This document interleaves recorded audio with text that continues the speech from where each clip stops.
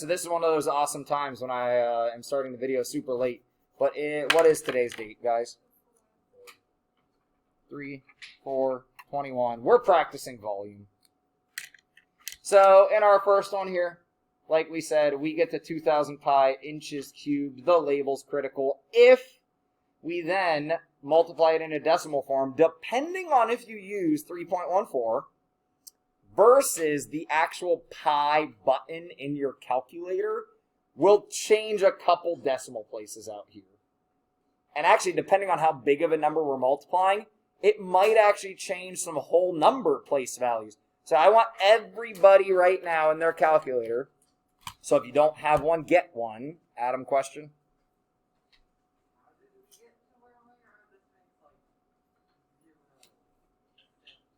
What makes 0 sense? Okay, pull out your notes from last week. The one that has the formulas on the back.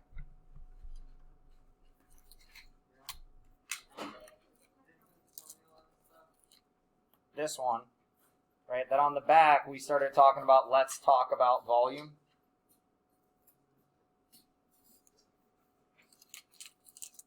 So just like area, volume has geometric formulas that we can follow that essentially all derive back to some manipulation of like, let's multiply our 3 dimensions with each other. Right, so volume is the 3-dimensional size inside of something. Now, if you want to start going a little bit deeper with where this comes into play out in the real world, and I have it drawn over here on the dry erase board, a cubic centimeter is literally a centimeter by a centimeter by a centimeter cube. So think about like a Lego 1 block does not quite work because it's not quite a perfect cube. But if you think about like some things to be cubes of liquid, unless I pour it into a cube, it's probably not going to be a cube. Just hang on to that. We're going to calculate a bunch of stuff today. Yeah, just hang on to it. So that, oh, I've never had one of these die. I'll stick it in the window. Maybe somebody got too much cleaner inside of it. Grab a different one. I'll try to charge it up. So actually, we start to have to call things something different. So a cubic centimeter is actually a milliliter. So if you're watching like Grey's Anatomy or whatever, and they say, I need 50 cc's, a cc is a cubic centimeter. So why we're doing what we're doing is to be able to look at solid 3-dimensional objects and say how much space, 3-dimensional space, is inside of it. You with me, Adam? Because you're kind of looking around the room, so I don't know if like I had you for the first half or if like.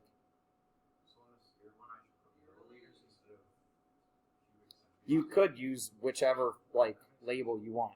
What?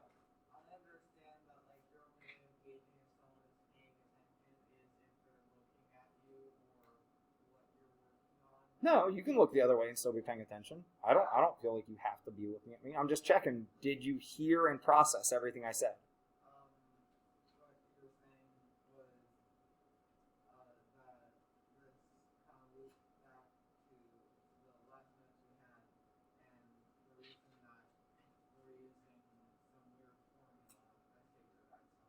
Yeah, it's fine. It is weird to you right now because you don't know. It's foreign.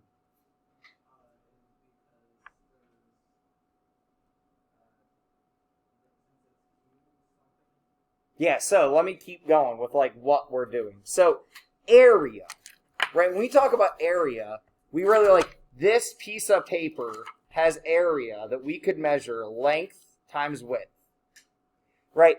And technically, this piece of paper has volume. Now, it doesn't quite make sense that an object like this is 3-dimensional until you do something like this and you cannot make it disappear and it takes up 3-dimensional space, right? Like, I can't make this disappear. But when it's flat, it looks like it only has a front and a back, but technically, there's a thickness, right? There is a thickness. So, all 3D objects have a volume. For the simpler 3D objects that copy the bottom up to the top, like a cylinder, imagine this is totally flat and there are no rounded edges. For a simpler 3D object, we can say, what's the area of the bottom of it, the base, and it doesn't actually have to be the bottom, it's just the base, and how many times can we stack it on top of each other?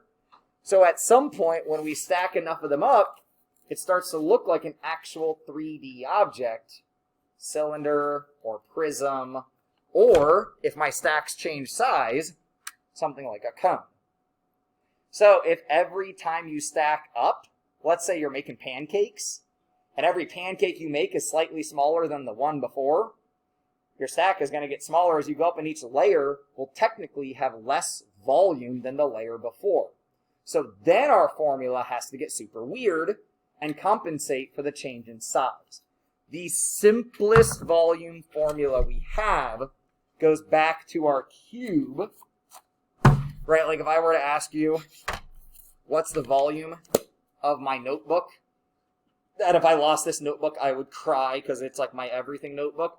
I would take length times width times height, and I could find the volume. Now, another way I could do it, but I would not because I would cry, is shove it in a gallon of water. And that is volume measurement by displacement. Right? So if you have a super awkward object, like I wonder what the volume of my hand is. I'm not going to be able to measure accurately to figure out the volume of my hand. But if I walk up to a bucket, or were we the class that talked about a graduated cylinder? Okay, so on the back of this paper, we talk about a graduated cylinder. A graduated cylinder is anything, it doesn't mean you have to flip it and look at it, is any cylinder with markings on it so you know how much there is. Crap, I took my Nalgene home. If you have a water bottle with markings on the outside of it, that's a graduated cylinder. Graduated just means measured. Sorry, what? Yeah, it's close to a cylinder, right? They're great puns, but are you listening to what we're talking about with volume, or are you observing my great puns? I do not want you to be bamboozled about volume.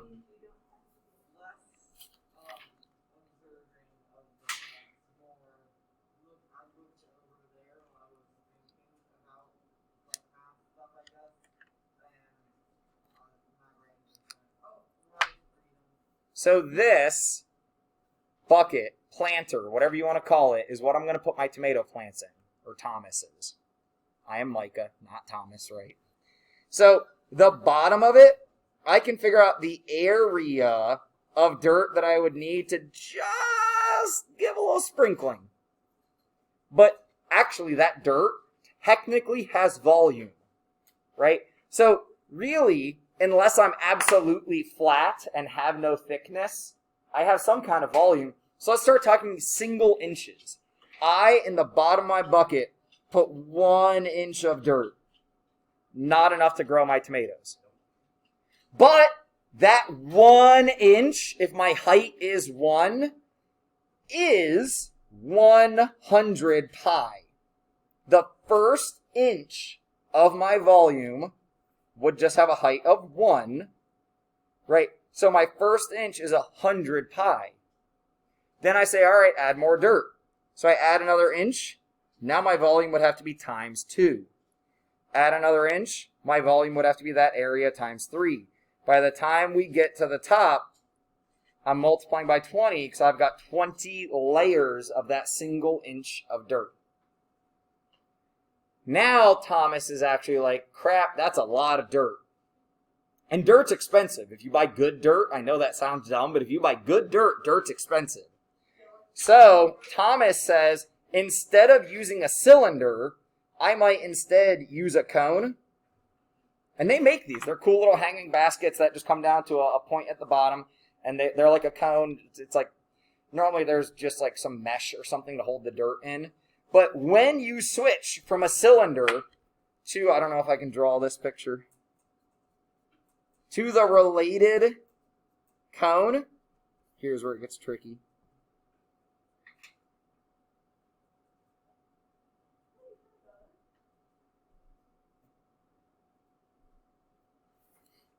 This volume, that's like as good as I've ever done. I'm kind of proud of myself.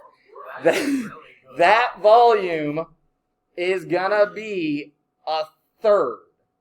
And that saves you a lot of dirt, right? You can end up with 3 planters instead of just 1. So if we switch to decimals and actually do the multiplication out, 6,200 versus 2,000. Questions, Kelly? Where do you get your dirt?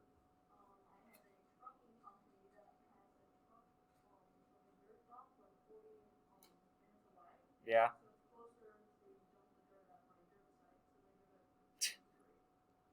Kelly, I think I need to meet your family and utilize the connections that your family has.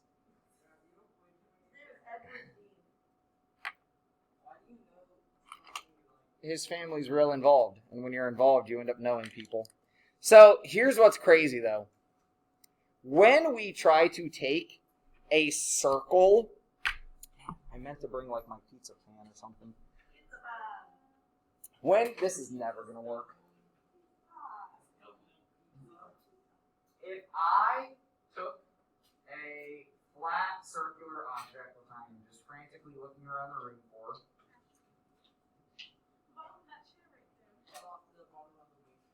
yeah, anything that involves cut off or like remove.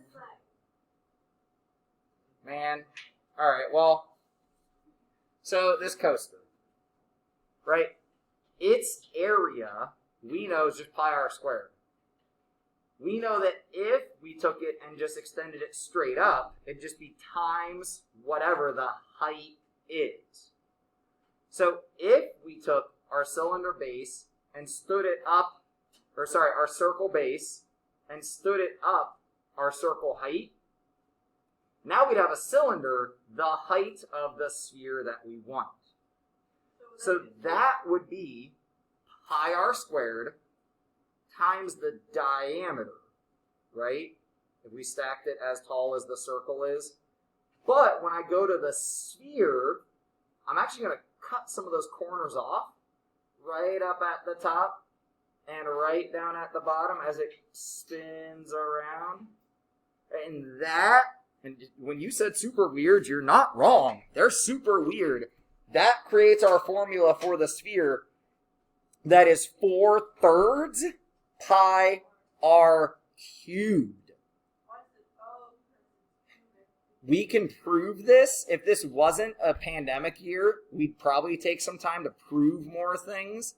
But the reason it comes out that funky, I have lost all my pencils, is if you imagine, I should have put a picture of a whole sphere. If this was the related cylinder,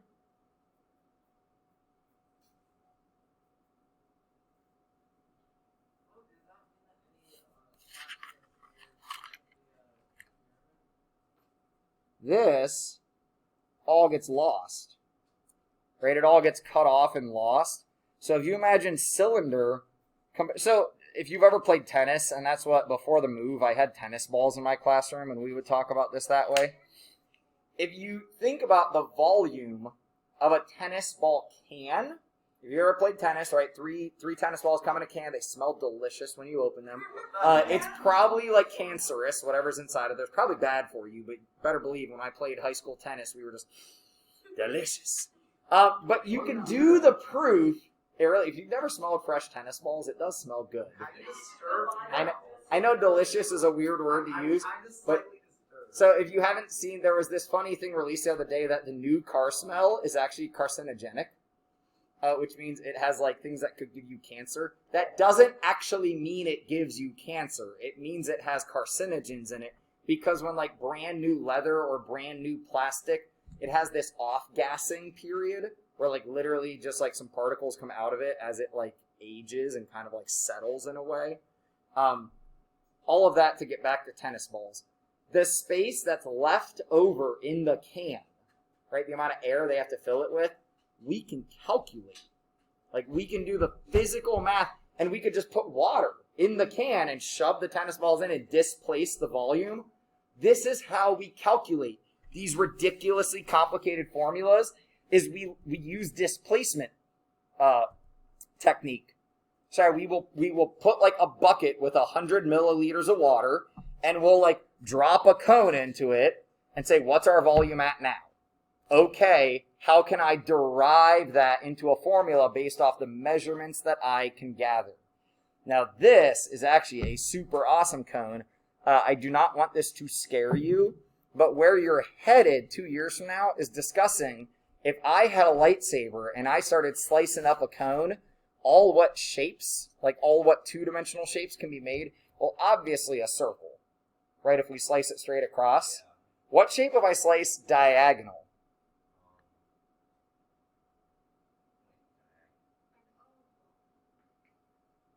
What shape if I slice straight down? I'm not even going to answer because this, I want you guys to be hungry. All you need to Google is conic sections if you want to see this, conic sections. So there's that one also. And then if I slice diagonally but through the bottom instead of diagonally out the side. So, and these are two different shapes. We start graphing all of these. All of that to say, we're learning the easy stuff right now, right? But it's complicated because we just started it. But you don't need to know any of that. All you need to know is our formulas and how to apply them. So back to our paper. Oh, yeah, no, that's a pretty cool object, actually, because to make that took a lot of effort. I did not make that. Do not think that I'm that sweet. So, hold on, just real quick. So, through displacement, we derived this formula that lets us just have to plug in one piece of information. That's literally all we have to do. So, if you have a smart calculator, like the TI-84s or whatever, you could program it instead of typing this in every time. But if you don't, I caution you, when you go to do volume calculations, do it a piece at a time. If you type in this whole mess, and especially down here, this whole mess, it's a lot of opportunity to make mistakes. So I would, if I was you, as I go to calculate this, I would cube 30 first. Wait, how do we cube, you might ask? Because we haven't done this before. The caret, which on your calculator, at least most of you, is on the left-hand side. The caret is how we get to any power. Now, hold on. If you type in, like, 30 pi, I know we're doing 30 cubed, but if you type in 30 pi and your answer comes back out in pi, what you need to do, and a lot of us did this yesterday, so I doubt most of these calculators are wrong. You need to go into mode, and you need to put it into classic mode. Math print will put things into simplified radical form, like we talked about a couple days ago, and it will put things into pi form. Classic will just give you decimals. So if I put this into classic and now I work with pi, I will get decimal answers. But, like I said, one piece at a time, I would do your 30 cubed first. So 30 caret 3. This is what 30 cubed looks like in your calculator. But also, that's what 30 cubed looks like in a calculator, depending on the settings. Right, so this is 30 to the third power. It's a ginormous number. 27,000. Guys, then don't mess with the pi till the very end. Then multiply by your 4/3. So, okay, 27,000, or I could have just hit the multiplication button, times parenthesis 4/3. I do not really want you guys using the fraction buttons, even though they exist. You should get in the habit of using parentheses. So we get 36,000 pi. And then if we multiply by pi, we get 113,097.3. But wait, what if we had done 36,000 times 3.14? We get a different answer, kind of substantially. Right? This is off by 3. Okay, a little under 3 if we look at the decimals. Because this is not just off by decimal place values, it's off by whole numbers. So please pay attention when we ask you, give your answer in terms of pi, or give your answer to 2 decimal places, but it will tell you, use 3.14 for pi. Like, that in con, like, gets people really frustrated, and they come to me frustrated, and I go, we taught you to read years ago. Read. Like, I can't help you if you don't read the words on the page. If it says use 3.14, this is why. This is a cleaner answer. Come on, arguably, that's a nicer answer. But this is more accurate. Adam.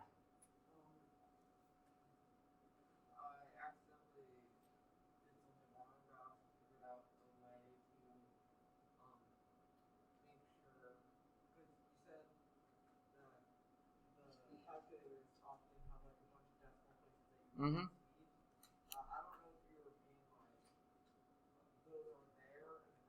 Yeah, these are there. It actually keeps on going.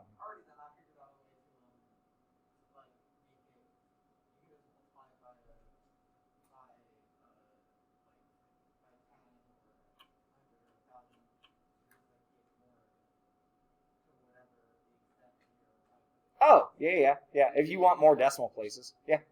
But if it says use pi for pi, like use the exact value of pi, just use the pi button to make your life easier. Yeah, so there are at least that many places of decimals in your calculator. There's normally more. I'd have to Google to know exactly how many they program. It's whoever programmed the calculator, they programmed a value for that symbol. Your calculator doesn't know that symbol pi.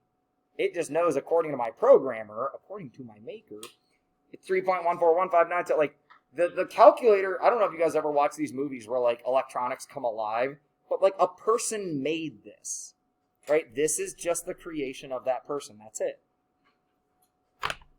So, down here, a lot of stuff to get tripped up on because my fruit bowl is only half of a sphere. So, half of that formula, 4/3 pi r cubed,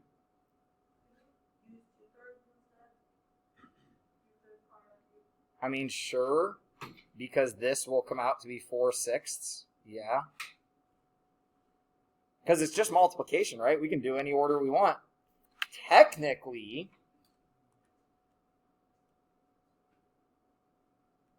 you could use that number if you want to go ahead and incorporate. Ooh, no, that's wrong. 2/3 pi. Pi on top, not pi. Oh, it came out the same. Technically, that's what's going to multiply by your radius cubed. If you really are trying to find, but that's using pi. Like, pi is in that. So what Kelly's saying is if I look at these two fractions together, they actually simplify to 4/6. Could we turn the formula into 2/3 pi r cubed? Sure.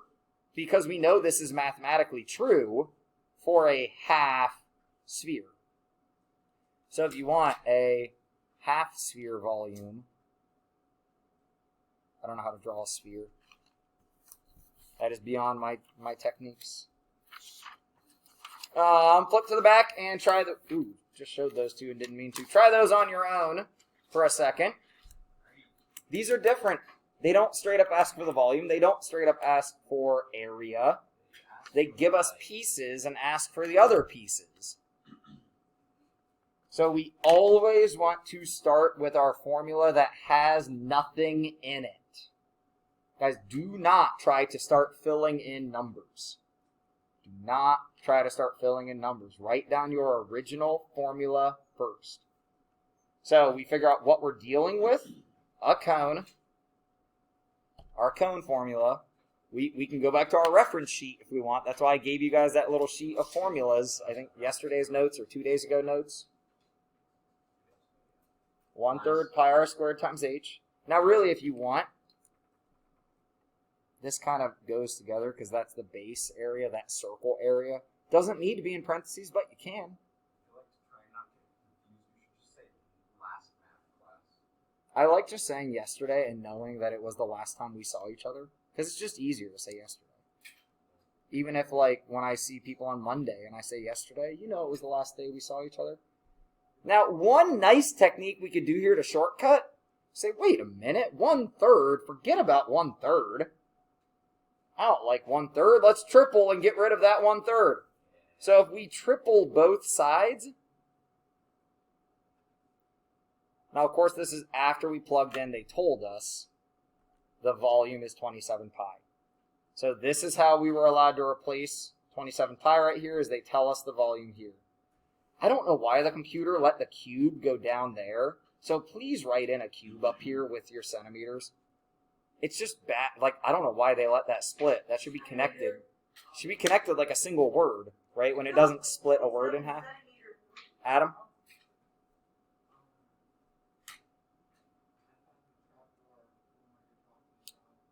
Okay, can you hang on to it for just a second? I don't want to confuse people. Like, let me just show this. You do not have to do this. It just makes us, in my mind, it's easier if we got rid of that fraction. What you could have also done is done 3 squared, which is 9, right? And then do a third of the 9. There are always multiple ways around this. Adam?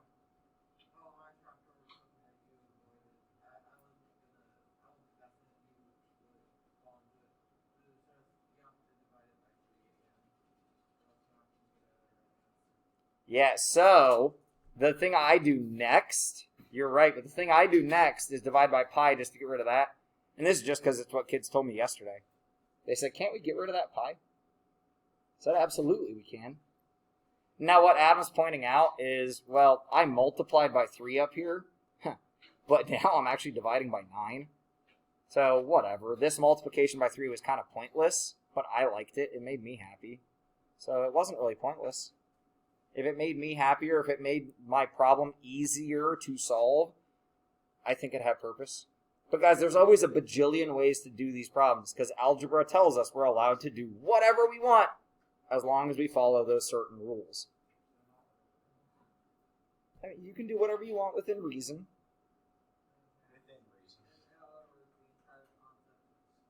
I mean, is anybody going to, like, arrest me if I go outside and yell, like, purple rhinoceros? No. Yes. But am I going to get in trouble if I drive 100 miles on the way home? Yeah. So I can do whatever I want within reason. Yes. I can go home and make my own chessboard. But I can't go steal one from the, like, store. Yeah, and George Banks can take hot dog buns out of the package and say he's not paying for them.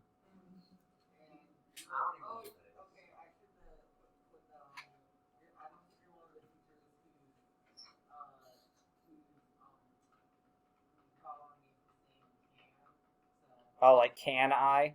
Yeah. I have to be in, like, a mood to like, bug people about that. When I do that crap to my wife, I get in trouble, so. Because she's like, can you take out the trash? I'm like, I don't know if I can. She's like, would you? Down here, the shape we're using is just a cylinder.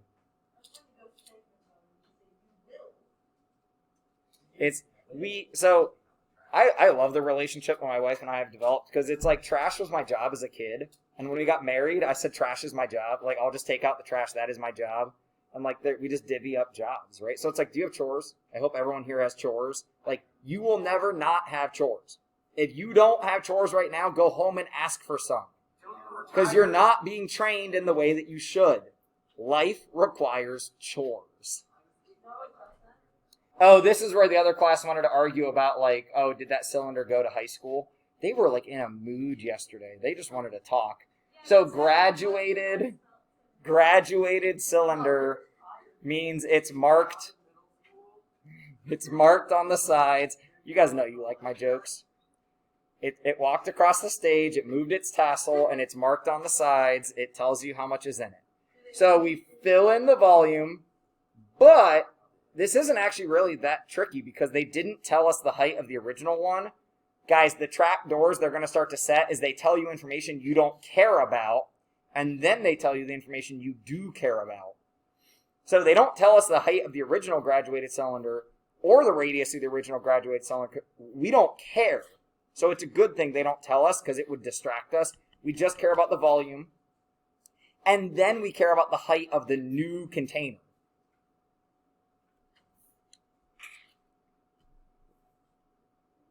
One of the first things I like to start to do is if I can get rid of pi, get rid of pi.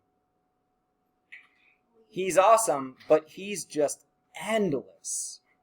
He just goes on forever. He makes things more complicated. You know what? Quite frankly, he seems pretty irrational to me. Pi is an infinite dragon. Sorry, I can't laugh at that joke. What's that? Why are we giving pi gender? It's a math thing. So I just wanted to get to the point of saying it was irrational, because it's an irrational number. So I just default to saying he, that, like they. It's like, no, I should just say dude, because dude is non-gender. So guys, if you're not writing this down, you're doing yourself a disservice. These problems are straight from Khan Academy. Name another irrational number. Any non-perfect square root. So like square root of 4 is rational, but square root of 5 is not. Can you name all the digits of it? Square root of 5, no, because they go on forever. So you can't name an irrational number. I mean, you can give it a nickname. Radical. Like Radical 2. Yeah, hey, Radical 2. He's like, use my real name. I'll go on 0.412656. So Radical 2 is not a nice number. Try Gus's problem on your own. How many buckets will he need? Try Gus's problem on your own. How many bucket fills will he need if he's magic and can literally not spill a drop? That man is the magic man. I mean, it says he does not spill a single drop. Guys, that's pretty awesome. He fills the bucket totally full. That meniscus is right at the edge. Love that word, meniscus. Oh, that's one of the words the doctor used when describing what could happen to my knee. Tear in my meniscus. Yeah, that's... Maybe I'm thinking of the wrong word. Am I thinking of the right word? When you fill a cylinder and there's the little... Google. There's multiple meanings. Yeah, what's that? What's a word with multiple meanings? It is not, actually. Homophone. Yeah, because what are two words that... No, that's two words that sound the same and mean two different things, right? A synonym is a word that means the same thing, but it's But they're a different different words. spelling altogether. They're different words. That would be a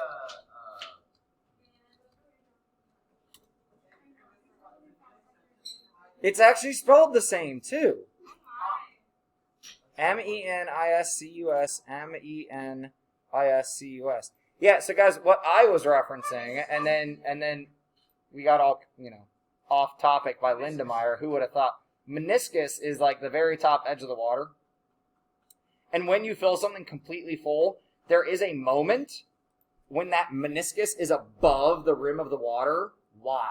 Can anyone tell me why water likes to stay until you just get... And actually, that first drip over the side...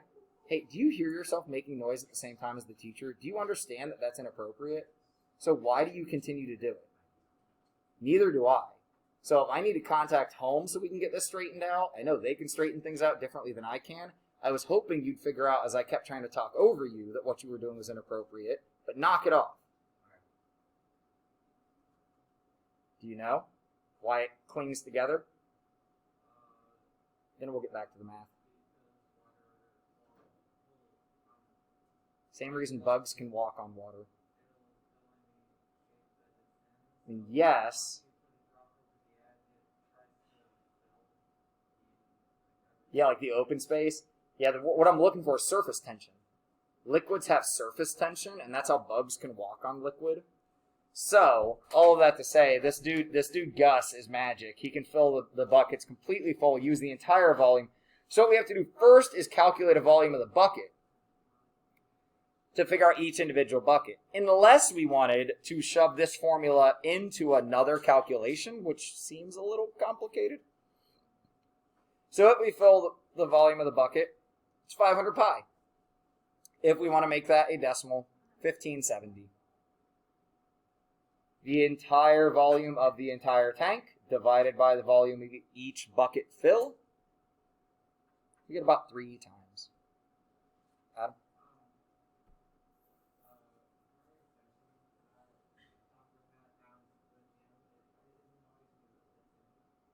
No, because it's in here for a specific purpose, and during extensions, you probably have work to do. It's in here for when Mr. Smith takes kids outside. Yeah, those are the outside balls. They belong here. Adam is being distracted and looking at the fact that there's a bin of balls up there. Last thing I'm going to do is leave you with the challenge of solve this problem, and this is going to be our warm-up tomorrow. So if you already have it solved, we can dive right into class. If you don't, we'll obviously have to take a moment to get it solved. Unacceptable. It's alright, man. Nah, I'll record the class. We're pretty close to taking another mastery, so that's the only other thing we might do.